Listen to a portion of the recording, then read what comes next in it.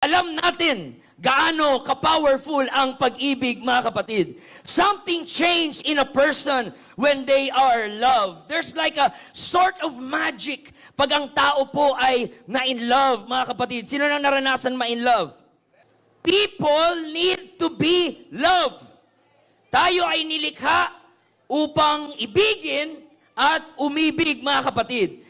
Tayo ay nilikha para sa pag-ibig.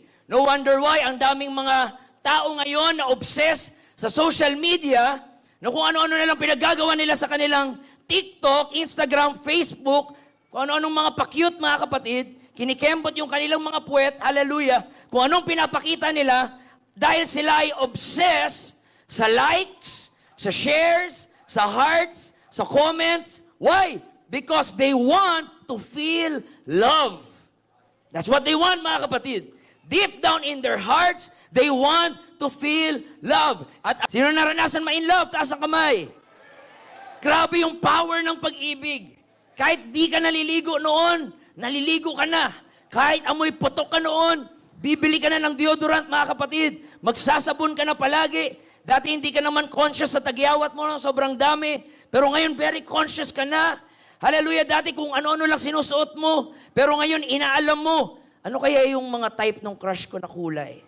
Ano kaya yung type ng crush ko na suot? There's power in love, mga kapatid. Ang tao ay nabuboost yung kanilang confidence pag nararamdaman nila na sila po ay minamahal.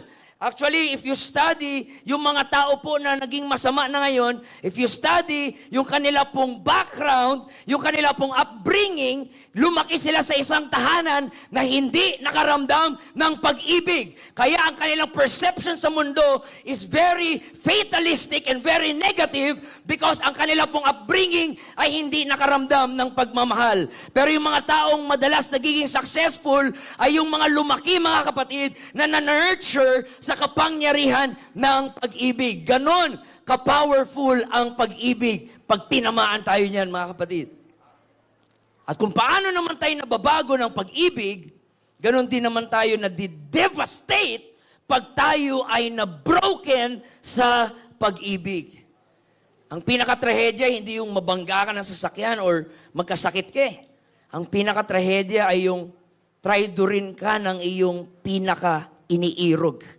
Yung iyong pinakamahal, mga kapatid. Yun ang pinaka-masakit sa lahat.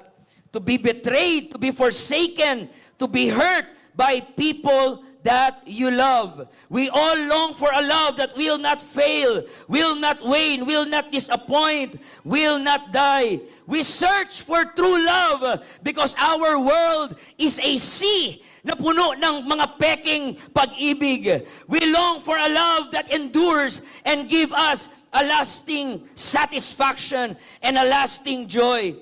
Meron pa ba ang pag-ibig na ganun? Meron pa ba? Madalas nga sa inyo dito, puro bitter na kayo. Psst, walang forever. Diba, mga kapatid, pag may nakikita kayong magkasintahan na naglalabing-labing, mag-iwalay din kayo. Si Catherine nga, DJ, iwalay eh. Kayo pa, mga mukha nyo. Kung ano-anong sinasabi natin, mga kapatid, na nagiging bitter tayo. Is there a love that exists? And I want to tell you, this is the good news. Absolutely yes! Meron pa ring pag-ibig, mga kapatid, na matatagpuan na everlasting, will give you everlasting joy. And that is what the Bible says in John 3:16. For God so loved the world that He gave His only begotten Son. And whosoever believeth in Him shall not perish, but have everlasting life.